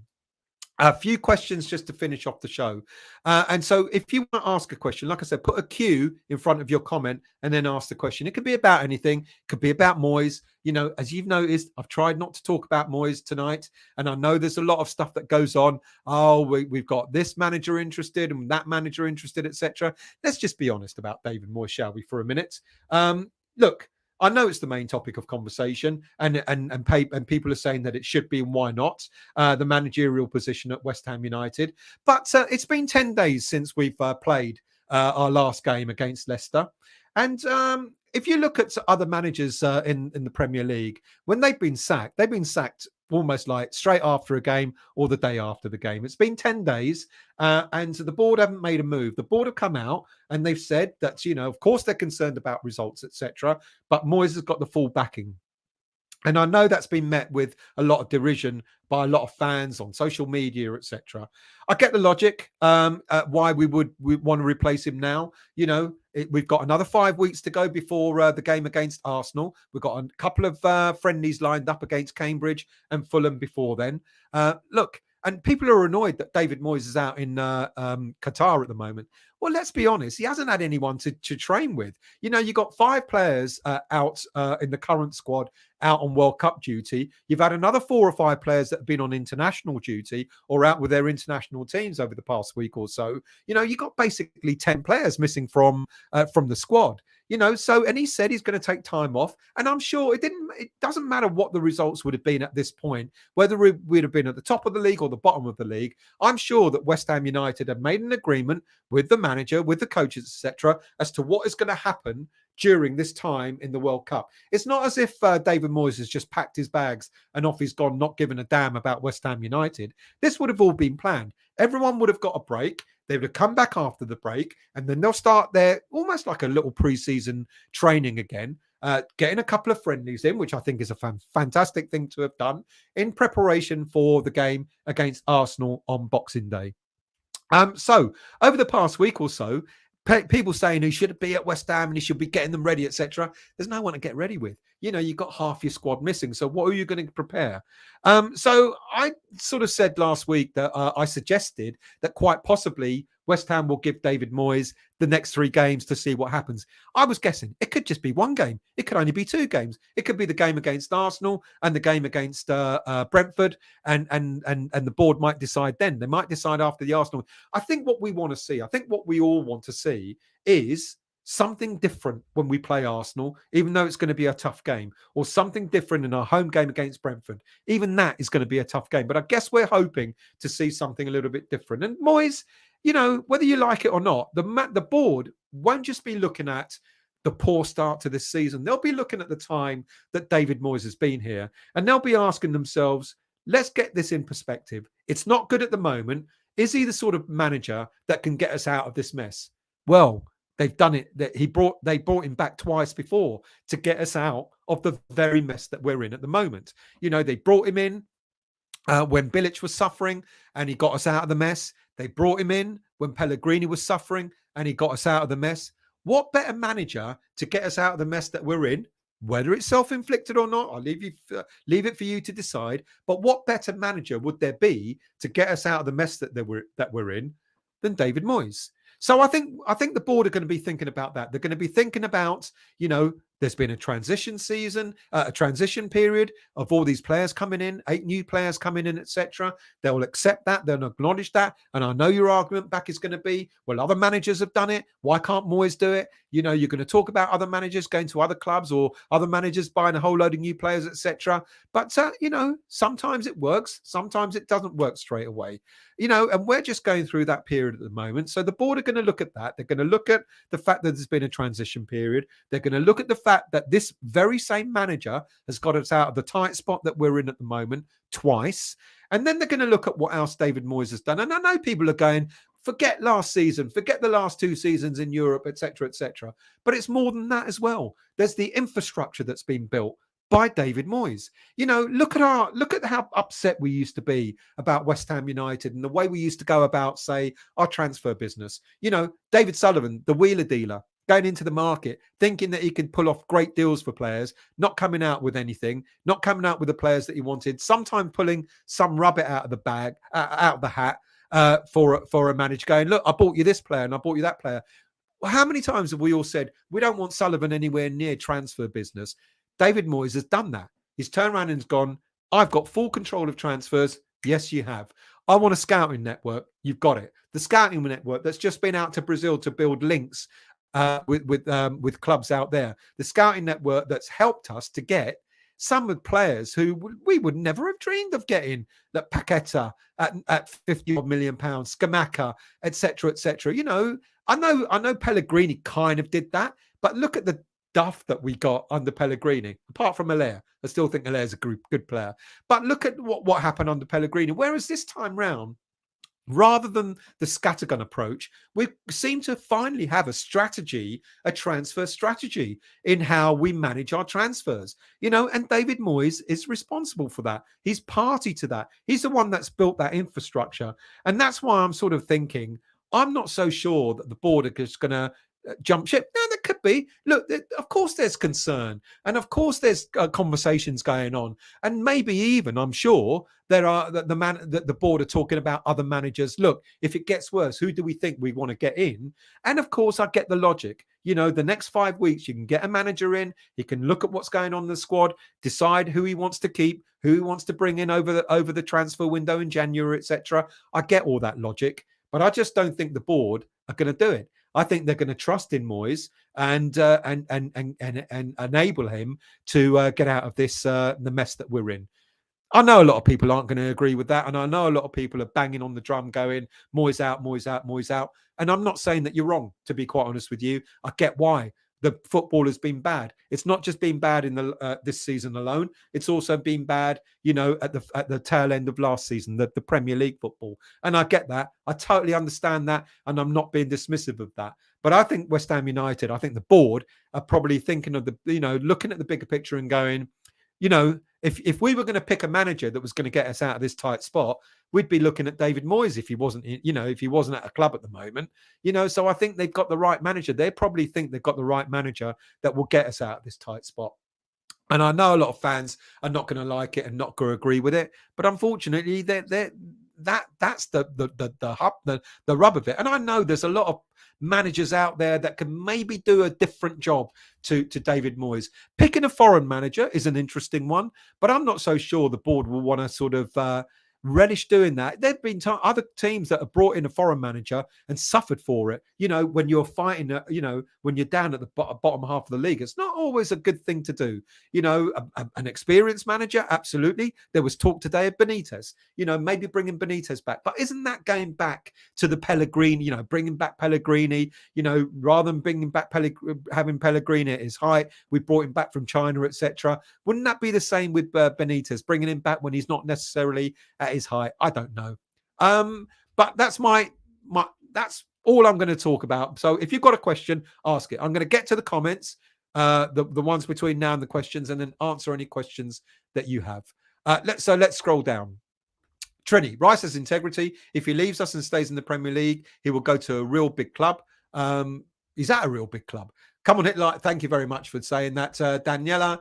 I still think the best team for Rice in football terms, if he wants to leave, is Liverpool. I want him to stay. I don't want it to go anywhere, to be quite honest with you. Let's scroll down. Bill, Rice should sign a new contract on the understanding that if the right offer comes along, he can go, but West Ham will maximise his valuation potential. I just don't think that will happen. You know, I think West Ham have absolutely tried 100%.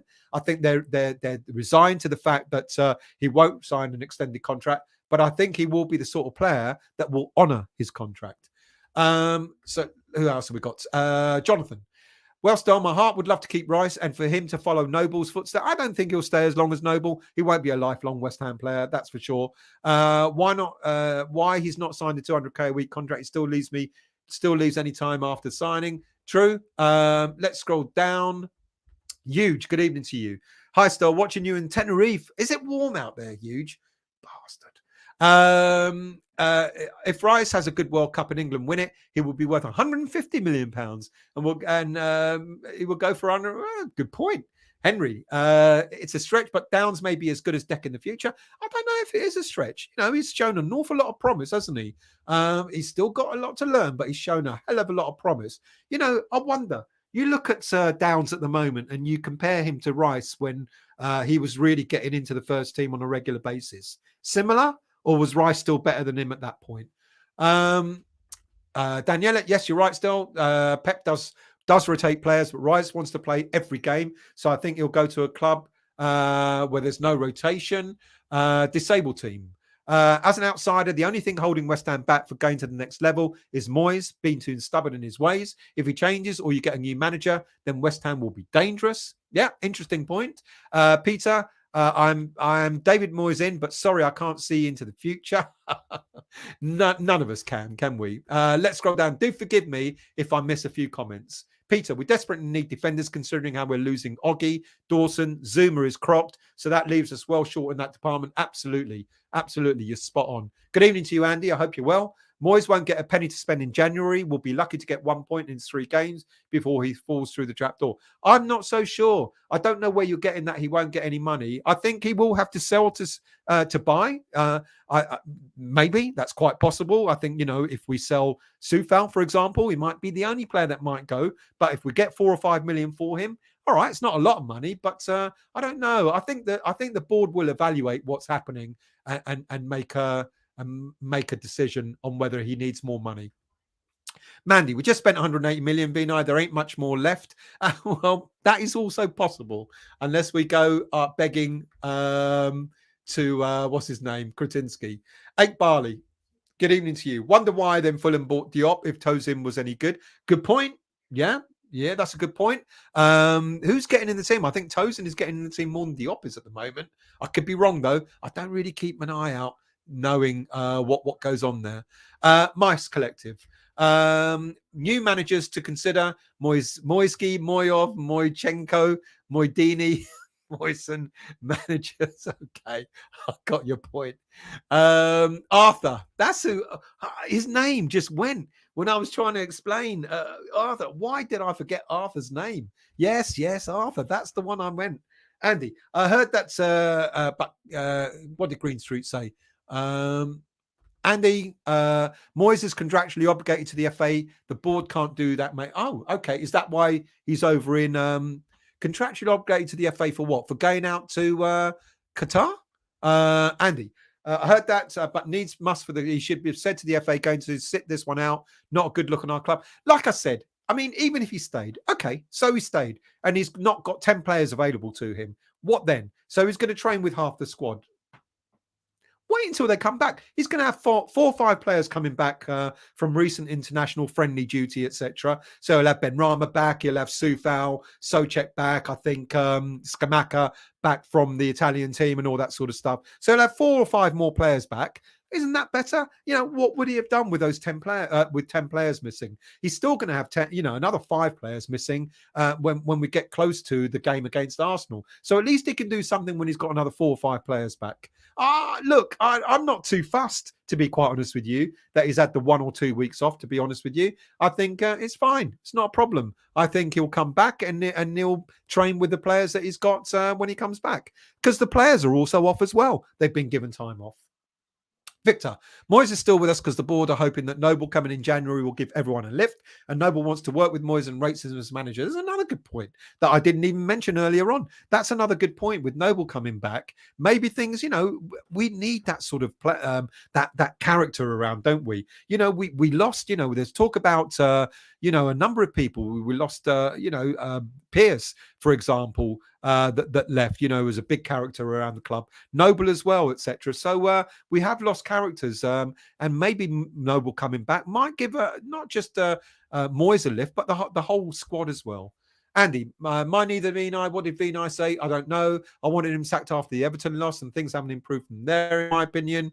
Good evening to you. Learn to dig. I hope you're well. I see James. What did James? I don't know what James said. Manny, stop jumping on people who question Moyes for 7 wins. Yeah, look, everyone's got their opinion, and I think that's the good thing about this show is you can have an opinion. You can have a different opinion to me and to everyone else. But it's so long as you're respectful to everyone. I don't put people down for having a different opinion. I might get upset by it, but I try not to show it certainly on camera. I think it's the wrong thing to do. And you acknowledge other people who have got difference of opinions. Question. I've got a question here. Oh, there we go. Let's not miss it. Can you go over tonight's material again, please? No. Peter, question. Do you see how you look like Derek? I didn't even bother to look, Peter. I didn't even bother to look. Pete McLaren, do you know who Derek Geiler is? Do I look anything like him? Be nice. Still, Moyes' issue is the dinosaur in the room. He has lost the dressing room. You know what? It's quite interesting. A lot of people keep saying this. I don't know where people have got that from. I don't think he has lost the dressing room, Vinay. I don't know where that's come from, but I just genuinely don't think he's lost the dressing room, especially with the way players are talking about Moyes and Noble, the way he talks about Moyes, etc. Now, I've seen the thing about Alex Kral saying that Moyes ignored him. What that proves to me is what we kind of already know, David Moyes has favourites. He has certain favourites that he will speak to, and other players that he probably won't. He's probably done the same to Vlasic, and other players that he hasn't fancied. And Král isn't exactly doing that well in Germany at the moment. He's not having the best of times over there. So was Moyes right? Moyes had an option to buy him. He didn't take that option up. He's not doing that great in the Bundesliga at the moment, Alex Král. So but I'm not saying Alex Král is just saying this big, sort of sour grapes. I'm sure David Moyes, that's the way he goes about things. Is that right? No. A lot of other players talk about how good a man manager he is. Look at the relationship he had with Lingard, etc. The relationship that he has with Declan Rice and the relationship he had with Noble. I think Moyes, interesting character. He seems to respect you, if he believes that you're offering something, but he doesn't seem to have a lot of respect for you if he thinks you're no good.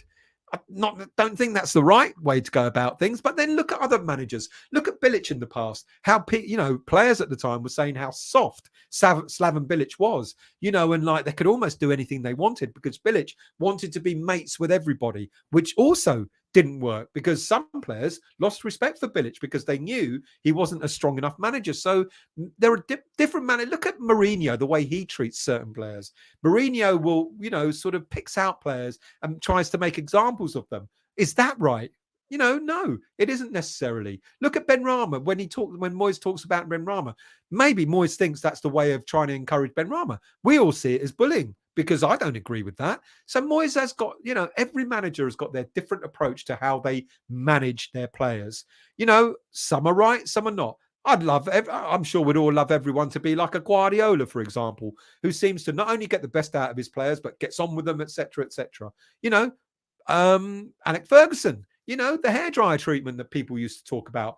I'm sure that wasn't pleasant for some players. Other players relished it. There were other players that, like Roy Keane, probably loved it when he hit the hairdryer on, to sort of like motivate him, etc. Managers have got different ways. David Moyes' style is good for some players, not necessarily good for others. Other managers have got different ways of managing their players. What's right? What's wrong? Paul, do you think that Wales team have been watching West Ham playing 5 at the back? He did. Did Vinay forget the cue? No, he was making a statement. Q. Should David Moyes have the backing of the board? Yes. I think every manager should have the backing of the board. The board will know when the time is right to let Moyes go if they believe that's the right thing. But up to now, this is what they've done. They've given him the backing. So yes, I think he and they've come out and they've given him the backing. Absolutely. Howard, what is your favourite culinary Greek dish? I did say about West Ham. What's my favourite culinary Greek dish? I don't know, moussaka, the way my mum makes it. There you go. Let's scroll down. Peter, no question. Statement. No point in discussing the Mosiah. The board has backed him, so it will be after the 3-5 games. There you go. They have backed him. They've come out with that. Question. Do you seriously think he will change his ways this time round? I think what David Moyes will do is he'll tweak his ways to try and get the best results for West Ham. Will they be enough for fans to say he's changed his ways? Look, you could argue what is changing his ways, changing the formation, changing the lineup, etc. I do think there are players, and Moyes should have the courage of his convictions, and I do think there are 1 or 2 players that should be dropped. Bowen is not being on form. Let's see what happens in the friendlies. The 2 friendlies that we've got are going to be very interesting because I think certain players are going to have to perform in those friendlies to demonstrate that Moyes is learning something and changing things. And I want to see the formation, and I want to see the way we attack Cambridge and Fulham and see what happens there. I want to see if Moyes, because I think what will worry me in those 2 games, if there is more of the same, that would be a bit of a concern for me. Vinay. So Moyes is the problem, and you'll bring out Moyes to solve it. Really? Well, do you know what, Vinay? All I'm saying is that when the board have looked for a manager to get us out of a problem, it's been David Moyes 2 times over. That's all I mean by that. And there's no reason to not believe that David Moyes can't do it again. Why would he not be able to bring us out of what we're going through at the moment? If the board, what I meant by that was if the board are looking for a manager to get us out of the problem that we're in, They've done it twice before. They've called on David Moyes. So, let's scroll down. Keith, who or what is Moyes reporting for out there? Will he be on TV as a pundit? What's his role? I don't know. I think it's some sort of technical role or something that he's part of. I think I haven't really looked too much into it, mate, to be quite honest with you. Disabled team. Moyes will be targeting the Brentford and Leeds games. Arsenal, forget about it. I bet he'll go out against Arsenal, and we might get a thumping. I think it's the performance, and I think fans will want to see a performance against Arsenal rather than just surrendering to them. If we go down, Rice and Moore will leave. If we go down, but I think that's a big if. Is this a recording? No, I'm not. Why is this a recording? And thank you for saying so. Peter, do you think Moyes is touting himself for a manager's job out there? No. Absolutely don't. Vinay, mate, honestly, mate, I mean, I know you don't agree. I get why, and I respect why you don't agree. But what I've said is logic. I know there are people touting other managers out there. I don't think we're going to go and get a manager, especially from abroad. To be honest with you, I think the manager that we're going to get if Moyes goes, and I know you're not going to like this, is going to be Sean Dyche. I said it last week before, I can't remember, and there's all these managers being touted around and, who's going to best fit West Ham United, etc., etc. The one thing I'm pretty certain of, and I might be wrong, and I might be completely wrong, is that the board is not likely to get a manager from abroad with no Premier League experience. I'd be very, very, very surprised if, given the situation that we're in, they're going to go out and get a manager with no Premier League experience. What I think they might do is, if you want a like for like, they might go and get Sean Dyche. Do you want that?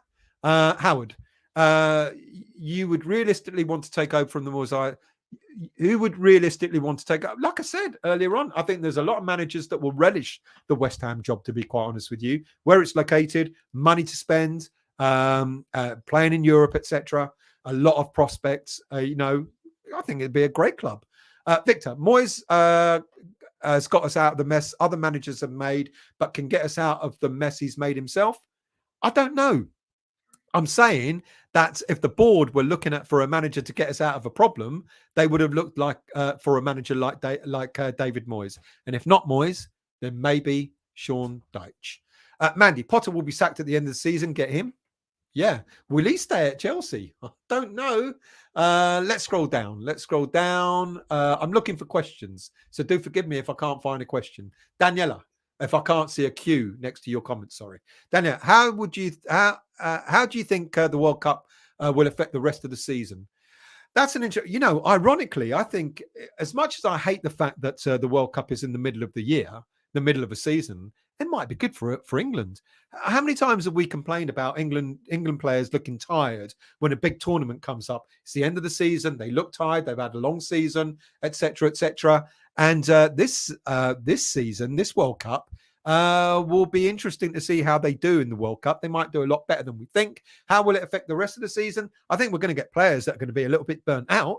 I think, teams that go all the way or to the latter stages of the tournament, I think there's some rule that they've got to have a couple of weeks off or a week off or something like that. As soon as the World Cup ends, the World Cup, the Football League starts again. I think it's a week in between or not a long time in between. So I think it could affect some players. If they go all the way, I think fatigue might set in for a few of them. Howard, the end of the Ministry of Sound. Ministry of Sound. I used to go there when I was younger. Andy, still only 5 players out of the 26 Premier League squad are in Qatar. That means that Moyes he will have 21 players in at the end of this week, I believe, when all the players come back from international duty. So at the moment, there aren't 21 players. At the moment, he's got 10 players away from the main squad. At the end of this week, yes, he will. But he'll be back at the end of this week as well. Let's scroll down. Ashley, do we stick with a stubborn manager who's not willing to adapt? He is making a rod for his own back. I do agree with that. I'm not disagreeing with that at all. I think, he has made a rod for his own back, trying to do the same old, and expecting different results. Let's see what happens in the build up to when the Premier League restarts. Peter, Realistically, with your claret and blue glasses off, how many points do you think we'll get this season? Enough to stay out of the relegation zone. There you go. Andy, Moyes can't see it and don't admit to himself that there's anything wrong. I'm not so sure about that. He's looked quite tense in the last couple of games, post-match interviews, etc.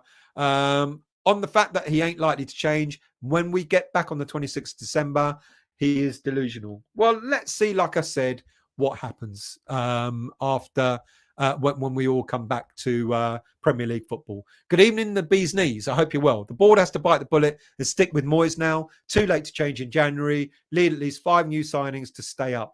We're not going to get 5 new signings in the January window. I think there won't be a lot of business done in the January window. I think we've got a good squad. Moyes needs to change it up a little bit, without a doubt. Jonathan, if we have to sell to buy, then say goodbye to Ben Rama. Good point. Yeah, I accept that. I said maybe only Soufal might be the only player. Yes, Ben Rama could be a player that we would lose. And that would be a real shame because Ben Rama's been one of our better players without a shadow of a doubt. Good point. Keith, I have a sneaky feeling that we'll beat Arsenal on Boxing Day. It's the West Ham way and gives Moyes a defib. Could be. Vlasic sold in January? Absolutely not. And I'll tell you the reason why. I mentioned this in last week's show. At this moment in time, West Ham are subsidising Vlasic's salary to Torino. Why would Torino then want to take on 100% of his salary? Yes, he'll go at the end of the season, but it'd be, unless another club comes in. I know there's talk about Milan, but apparently that's been poo-pooed.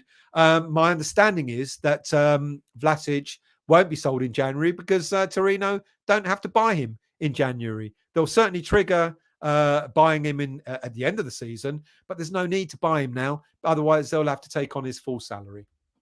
Vinay. Moyes is like General von Paulus in Stalingrad, and the Moyes people remind me of Goring. I'm not. Look, listen, mate. Let me be honest. I'll be honest. I was Moyes in, and I did say, come the break, the World Cup break, if we're languishing down at the bottom of the league, I'll be a little bit different in my opinion. And I said it last week. As it stands right now, I will support the manager, whoever is the manager of West Ham United. At this moment in time, it's David Moyes. If that changes, I'll support whatever new manager the board decide to bring in. But at this moment in time, it's David Moyes. So I think we've all got to back him. As fans of this club, I think we've all got to back him. It's not about putting your Moyes glasses on. It's about West Ham. The board have said they're backing Moyes. He's had players come out talking about David Moyes in a positive way. He's had Mark Noble coming out talking about David Moyes in a positive way, etc. And for me, at this moment in time, that's who our manager is. So I support the manager. All this stuff about Moyes out, I get why people want Moyes out. I don't disagree with it. I know it's poor, the way we've been playing, etc., etc., etc. It's been poor, exceptionally poor. I totally get that. But at this moment in time, David Moyes is our manager. So I support West Ham. I support the manager that's managing our team. But don't get me wrong. I'm not saying, oh my God, if David Moyes goes, it's an absolute disaster. And that's not what I'm saying at all. That's not my point. My point is he's currently the manager of the team. He's made a lot of changes to the team to improve West Ham United as a football club. We've always talked about David Moyes. We've always talked about West Ham United on the business side of things. The Barrett, what's her name? Brady. As much as a lot of people really don't like her, on the footballing side of things, she made a lot of good business sense, saved West Ham an awful lot of money by moving to the place that we're at the moment, saving a lot of money on a lot of things, etc. But on the footballing side, it hasn't been managed so well. And what David Moyes has done is brought in an infrastructure. Whether you like it or not, he's brought in an infrastructure to try and make the club better. So for that, I think the board will continue to back him. And when Moyes goes, if it goes sooner rather than later, then whoever comes in will get my support as well as a West Ham United fan. Andy, Scamacca and Emerson didn't go to Italy squad still. Soufal and Soucek, blessing in disguise, they're on international duty, maybe permanently. I thought Scamacca did, but I know Emerson didn't. But did Scamacca not pull out of the squad? I could be wrong. Lentig, still asking racists to be respect. I hope we don't have any racists in here. Surely not.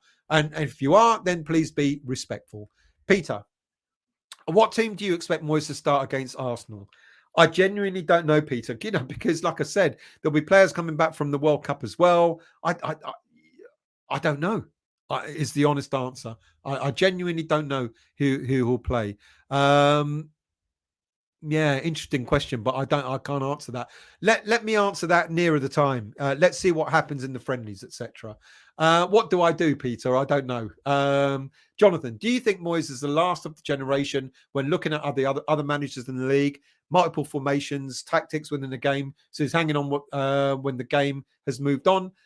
No, I think there are one or two other managers that are like him, to be quite honest with you. And I've just mentioned one, and that's Sean Dyche, you know, who could be our next West Ham United manager.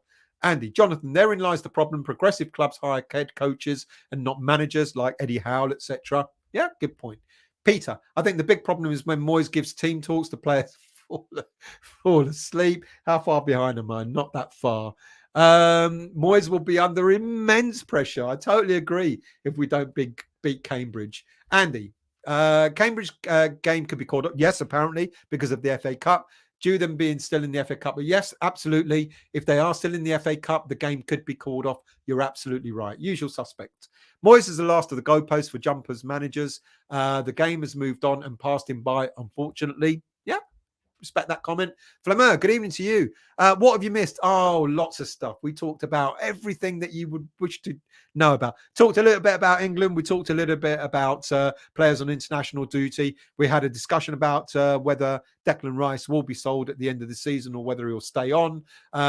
Gave an update on various transfers and transfer stories that are knocking around. And now we're talking about Moyes and questions. So if you've got a question about Moyes or anything else, then please do ask it. Good evening to you, Glenn. How are you? But this time, it's a lot of Moyes players which have having trouble with so be harder this time. Harder this time because it's a lot of players that Moyes has selected. Has he made mistakes in the January transfer in the summer transfer window? Has he bought players that are just not good enough? You know, is Scamacca as good as we think? Is Paquetá as good as we think? Or are they not as good as they should be? I don't know. Andy, Peter, we will lose 1-0 at Arsenal, 8 defensive players and a keeper with Scamacca. Okay, let me reverse this. Let me ask you a question and see your reply. If David Moyes makes the changes that we all ask for, formation changes, tactical changes, team changes, etc., and even if we lose against Arsenal, what would you then think? Result aside, if he makes all the changes that we're asking for, you know, be positive. Don't sit back. Don't only play in the second half. Make tactical changes to go at Arsenal, etc., etc. If he does all that, you know, if he drops Souček, if he drops Bowen, picks players on form, etc., etc., plays Paquetá in a different way, and, you know, gives more support to Scamacca and all that sort of stuff. If he makes all that, demonstrates that he's made the changes that we're all asking for, and then we get beat, what would your thinking be then? So I want people to reply to that question. James, how much do you think the negative Nellies have affected the players' individual performances? Even Rice has come out standing up for the players so far. You know, people talk about, oh, the players don't listen to what. Of course they listen and they know what's going on, etc. Of course, I'm sure it affects them. You know, look at the way the players would, you know, sort of really upset. And by the way, when we played against Leicester, I think we played a different game against Leicester. We tried. We still got beat. But we actually tried, you know, we tried to play, taking the game to Leicester, etc. I think we played a lot better. I think that was even more disappointing that we actually played a better game and still got beat, you know. So, yeah, I think it does affect the players, to be quite honest with you. They're on social media. They see what's being said, etc., about them, about the manager and so on. Peter, players look tired in pre-season, like they were playing walking football and it's got into the season. That's a good point. They did. They didn't look like they were ready to start the season. Andy, James, apart from Souček and Soufal have been dreadful. I have no issues with our squad, just Moyes out. Andy, again, I've heard Moyes in Qatar until the 16th of December. I don't think that's true. My understanding is he was out there for 10 days, 2 weeks, 2 weeks, 10 working days. I could be wrong, but if he's out there until the 16th, he's going to miss our first friendly. So I'm not so sure if that's right. Andy, again, Vinay, Benrahma has been one of our best players. Agreed to, if Moyes agrees to sell him, then that says it's personal for me. No, I wouldn't disagree with that, to be quite honest with you. Victor, Moyes himself has said Benrahma has played well the last few games, but then he also says there's more, he should be doing more. I don't know. Sometimes his comments about Benrahma leave me a little bit confused. Daniela, us fans need to be careful for our negativity can push players out of the club. Yes, Mandy. Oh my God, from Moyes to Deitch, but there you go. It might well be. Peter, when will there be a West Ham fly on the wall documentary? I don't know. I wish I could get in there with my camera. That'd be fantastic. Mandy, if Moyes could swap Scamacca and Benny, would he? What do you mean? Put in? Do you mean in the way they're played on the pitch, or put Benny up front? No, I don't think so. I don't know which one you mean. If you're talking about moving them, put Benny up front and Scamacca out wide. No. If you're talking about playing Benny instead of Scamacca, no. The bee's knees. We need Nose back in the dressing room and to up the morale, get us motivated again. I do agree with that, and I think it will make a difference. Mandy, if he did all that, we would climb up the table. I can't remember what I said so long ago, so I agree with you, Mandy. If he did all that, we absolutely would climb up the table. Glenn, Moyes has made player changes, but still plays the same way, which will never work. This is what I'm talking about. So if he not only makes player changes, but also changes the way we play and still get beat, if he demonstrates that he's trying to make changes, formation, tactics, etc., and if we still get beat, do you turn around and say unlucky Moyes, or you do turn around and say more of the same? Because when I saw the Leicester game, I was watching a game that looked different to the other games. I get what people are saying, holding back and being defensive, etc. I didn't see that against Leicester, and yet we still got beat. So if he makes changes that we all want and we get beat, do you still think it should be Moyes out? Jonathan, do you think Kretinsky bought in with the understanding that clubs could be owning their own TV rights in the next 5 to 8 years, increasing the value of the club hugely? Really good question and really good point. Yes, because that will make Kretinsky even more money as an investor. Absolutely. Andrew, good evening to you, mate. I hope you're well. If Moyes plays the changes we discussed, as long as teams gives 100%, I don't see an issue. I can take a defeat, but not when the players don't turn up. Absolutely. Agreed. Usual suspect. It would mean at least we had a go and lost instead of the shite we've been served up so far this season. Absolutely agree. Glenn, Stell, I think it was average against Leicester. We need a change of style. We had an attacking players. Let's use them. I don't think it was. I think we actually played really well against Leicester. I'm not going to say we're unlucky, but I think we played better than we had done in previous games. Mark, better to get beat trying to change than the same old defeats. Absolutely. Peter, we have to have a go at Arsenal going forward. Is the best form of defence, as proved in other seasons. The Leicester game was better. We just couldn't finish. Absolutely. Victor, Scamacca has himself come out and said the Premier League is a lot tougher to play in than Italian leagues, and he needs to adjust to it. And he was told that. He was told that by Mancini as well. And the Italian league is a lot slower. Strikers, attackers get afforded an awful lot more time. Defending is a lot better in the Italian league, I think, overall. But they are afforded a lot more time. So Scamacca is finding it tough. Good evening to you, Steve. Moyes' track record shows he can't beat the so-called Big Six. Lucky to get a point in the game, a stay of execution. Mandy, we scored 0 goals against Liverpool and Man United. And yet, in the second half of both those games, were some of the best football we played, ironically. But, we haven't been firing on all cylinders. We need to score goals. Absolutely 100% agreed. I talked about the number of shots we've had this season. I think we're second or third in the league with 203 shots, but our conversion rate is second from bottom in that. Paul, a change of tactics would be positive, win or lose, just be more attacking. Absolutely. Steve, Moyes' track record shows he can't be. Yep, said that one. Alan, good evening to you. Still, I think it was, even if we made the changes, there are a lot of people that want Moyes out. We're worrying. We won't go. We aren't. Start again. Still, I think even if he made the changes, there are a lot of people that want Moyes out. We won't get Pochettino or Tuchel due to the money they're on, more like Warburton or Dyche. Yeah, I mean, there's been a lot of talk about Pochettino, Tuchel, other managers from abroad, etc., etc. You know, I don't even think it's about the money, to be quite honest with you, Alan. I just don't think, you know, Pochettino, Tuchel, at least they've had Premier League experience, and I can see the logic in that. But other managers that are being touted around with no Premier League experience, given the situation that we're in, I'm not so sure, to be quite honest with you. That was the last comment. Thank you all very much. Much appreciated. Just under 2 hours. Thank you for the questions, which was really good. Really appreciate that. Look, people, we've got, you know, there are games coming up, friendly games coming up. We want to see some changes being made there. There are, you know, we've got the World Cup to worry about at the moment. So let's try and enjoy that, shall we? Despite all the controversy that surrounds the World Cup.